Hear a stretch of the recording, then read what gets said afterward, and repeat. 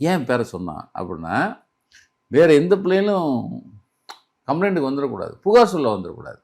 அப்போ பேரை சொல்லிட்டா வாழ்க்கை எதிர்காலம் போயிரும்ல. இப்போ இன்னைக்கு மிகப்பெரிய வெற்றிங்க சிபிஐ. நம்ம ஒரு பிறல் சாட்சியா மாறல ஒருத்தங்க கூட. பிறல் சாட்சி கிடையாது, அவங்க ஐடென்டிட்டி எங்கேயுமே கிடையாது, வெளியே வரல. அது சிபிஐடைய மிகப்பெரிய இதுங்க வாழ்க்கையில். அவங்க வந்து அவ்வளோ பொத்தி பாதுகாத்து இந்த விஷயத்தை முழுமையடைய செஞ்சுருக்காங்கல்ல. அவன் ஒரு போலீஸ்காரங்க எப்படிங்க பேரை சொல்லலாம்? அவனை எவ்வளோ பெரிய தண்டனை கொடுத்துருக்குங்க. ஏப்ப சப்பையெல்லாம் சொன்னால் விட்டுருவாங்களா? இல்லை நீதிமன்றம் விட்டுருமா? ஒரு எஸ்பி சொல்கிறான், அதை யாருமே, அதாவது நம்ம கண்டித்தோம். ஆனால் தலைமைங்கிறது என்ன பண்ணியிருக்கணும்? அவனை விட்டு வச்சிருக்கக்கூடாதுல்லங்க. நீ என்னங்க, என்ன அறம்? ஆட்சியாளருக்கு ஒரு அறம் இருக்கணும்ல, என்ன அறம்?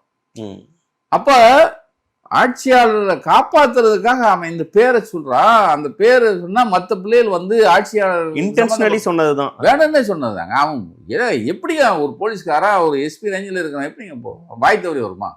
நாக்க வெட்ட வேணாம், அவனை சொல்லிடக்கூடாதுல்ல.